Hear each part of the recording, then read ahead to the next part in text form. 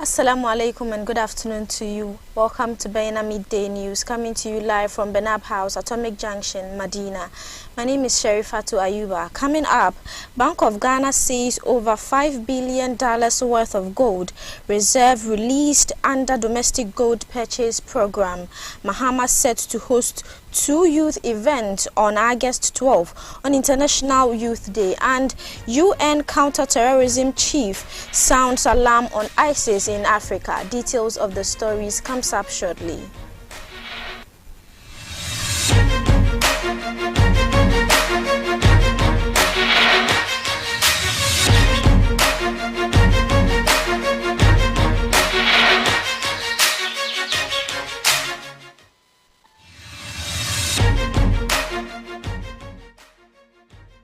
Thank you for staying with us. Don't forget we are streaming live on Facebook and on YouTube at Bayyinah TV. Now the news in details. The Criminal Investigation Department of Ghana Police Service has destroyed a significant quantity of narcotic substance following orders from the Accra Circuit Court. The items destroyed include 248 fertilizer sacks, 315 wraps, 24 sachets, and 68 compressed labs of various narcotics, along with 3 medium-sized buckets of heroin. The substances were seized and used as evidence in cases tried by the Circuit Court between 2020 and 2024. The burning of narcotics was carried out at a shore behind the Black Star Square in Accra, and was witnessed by representatives from the Narcotics Control Commission and the Judicial Service.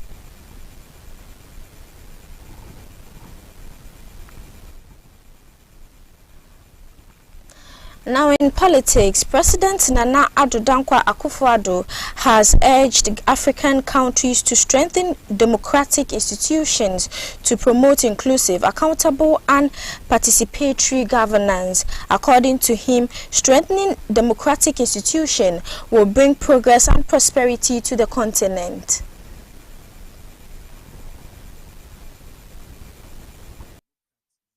Africa, DUA, at the Jubilee House in Accra, the president stressed that military interventions and regimes were not the solution to the continent's challenges. The union is convinced that the continent can only reach its full potential if it embraces the idea of true democracy and promotes and defends human rights. It believes in the free markets and individual self-initiative as critical to the growth of African economies, with a focus on developing inclusive societies where justice prevails, voices are heard, and opportunities flourish. The president expressed concern about the incidence of military coups, terrorism, and violence extremism in the sub-region, citing the ouster of legitimately elected governments in Guinea, Mali, Burkina Faso, and Niger. Scores of democratic advocates and security experts are concerned about the region's democratic backsliding, condemning all coups and attempted coups, and calling for the restoration of constitutional order in the affected countries.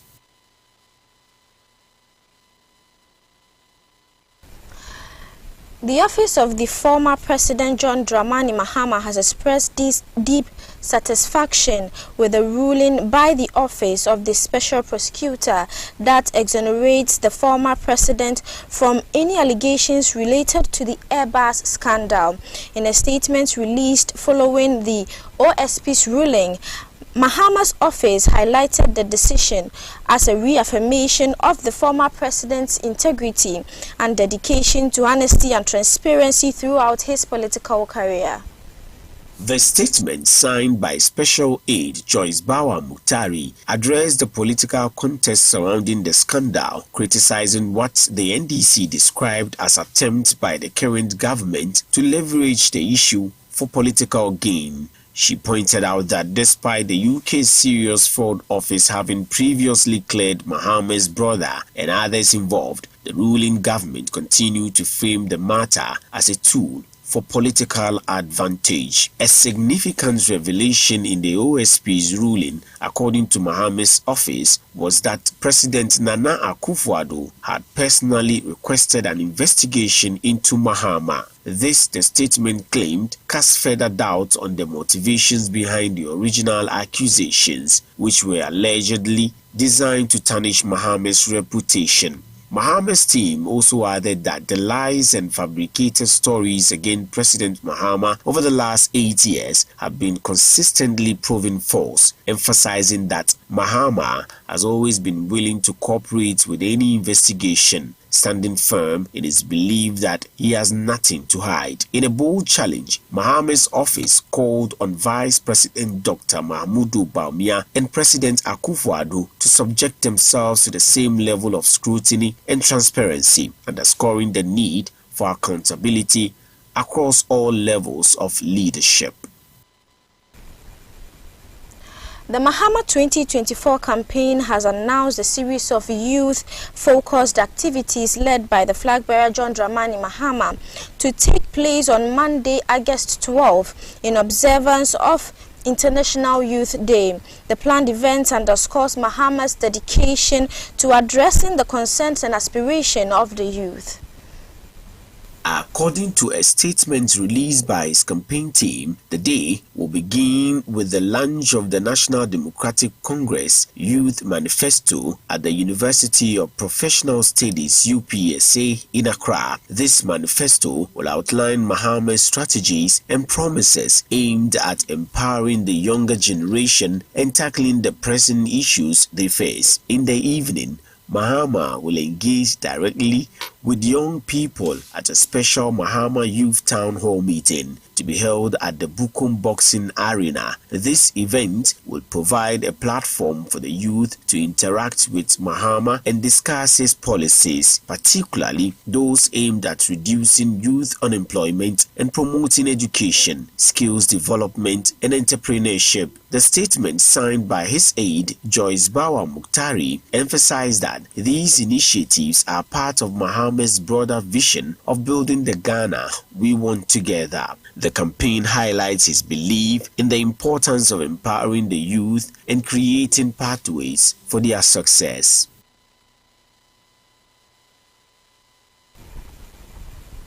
Away from that, the Bank of Ghana has announced that over $5 billion worth of gold reserve has been accumulated so far under the government's domestic gold purchase program since the inception of the program in 2021. My colleague Malam Ferry has the rest of the story. As of December 2023, the total gold reserve build-up was 65.4 tons. However, the central bank purchased an additional 23 tons of gold between January and June this year, estimated at $1.6 billion, bringing the country's total gold reserves to 73 tons. Out of the figure, the central bank used $1.6 billion as equity in the government's Gold for Oil initiative to help stabilize the cedi and halt the increasing rate of foreign currencies. This came to light during the official commissioning of the Royal Gold Ghana Limited (RGGL), a joint venture gold refinery by the Vice President, Dr. Mahamudu Bawumia, in Accra on Thursday. The RGGL is a joint venture between the Precious Minerals Marketing Company (PMMC) and Rosie Royal Limited, an Indian gold refinery firm. At a colorful initiative to unveil the $450 million gold refinery, Vice President Bawumia lauded the board, management and staff of PMMC and RGGL for the successful construction of the gold refinery. Dr. Bawumia said his administration would develop a policy framework to anchor the country's local currency with gold to fortify it against the foreign forex. The Vice President said the partnership between the government through the BOG and Rosie Royal Limited symbolized a vision and a prosperous future in the precious minerals industry. The state-of-the-art refinery is equipped with cutting-edge technology that meets international standards, thus significantly boosting the country's capacity to locally process gold and increase value addition prospects. It is expected that after operating for 3 years, the LGGL will receive London Bullion Markets Association (LBMA) accreditation. And on the international front, the Islamic State extremist group is escalating its threat level amid the political unrest in West Africa and the Sahel, and it remains focused on conducting attack abroad, as senior UN counter-terrorism official informed the Security Council on Thursday that a large area of Africa might come under the influence of the Islamic State and related terrorist groups. In a regular briefing to the Council, Vladimir Voronkov, the Undersecretary of the Counterterrorism, reported that affiliates of the IS group have expanded and reinforced their operational zones in West Africa and the Sahel. He indicated that the terrorism landscape in West Africa and the Sahel remains challenging and complex. He said terrorist groups continue to expand the Sahel and inflict high casualties, undermining regional stability. Voronkov stated that 2 Daesh affiliates in the area, the Islam State West Africa Province and the Islam State in the Greater Sahel, have broadened and strengthened their operational territories. If these groups increase their influence in the northern states, they could effectively control land from Mali to North Nigeria. Voronkov also mentioned that IS group affiliates have expanded their operations in various parts of the continent, including Mozambique, Somalia, and the Democratic Republic of Congo.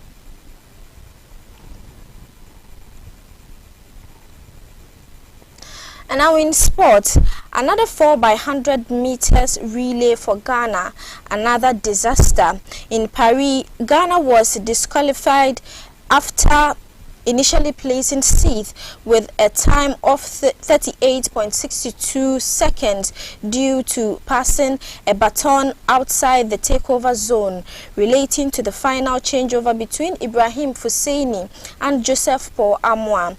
It feels like a deja vu for Benjamin Azamati and Joseph Paul Amoah, who were in the quartet that was disqualified in the 4x100 meters final of the Tokyo 2020 Olympics due to another final changeover issue, despite finishing 7th with 38.8 seconds. This also happened earlier that year at the 2021 World's Relay in Selassie.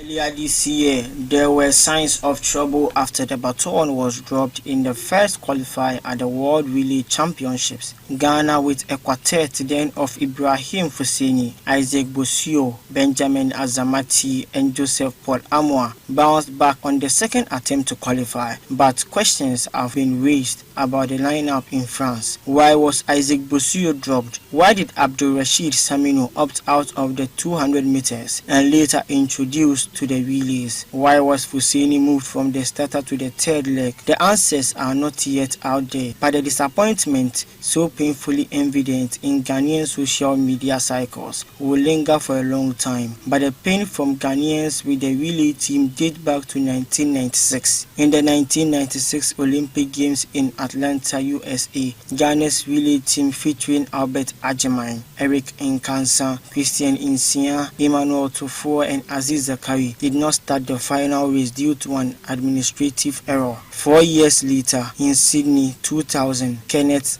Adam and Leo Miles joined Insia and Zakari in round 1, but they did not finish their race. The Commonwealth Games was perhaps the most painful to the athletes. The lineup initially had Safo Intwi, Benjamin Azamati, Joseph Paul Amoah, and Barnabas Agi for the semi-final, but Joseph Paul Amoah was set to compete in the 200 meters final, and so administrators replaced him with Abdul Rashid Saminu for the anchor leg. This change was not communicated communicated to organizers, resulting in disqualification for Ghana despite finishing third with a time of 39.5 seconds.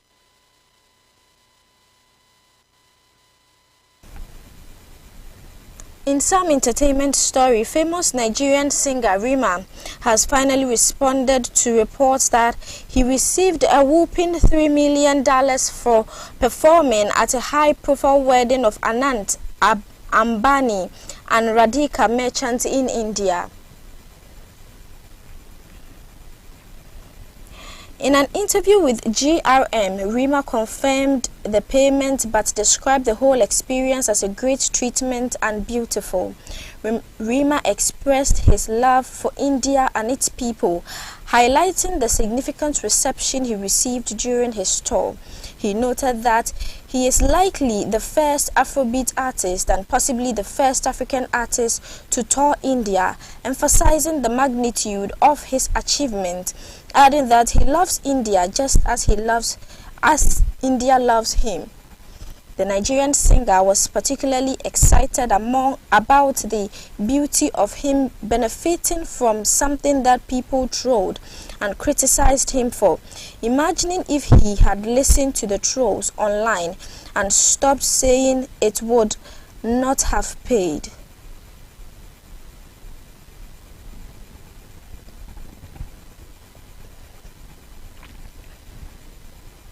And that is how we bring the bulletin to an end. Log on to our website www.benamultimedia.com for more news.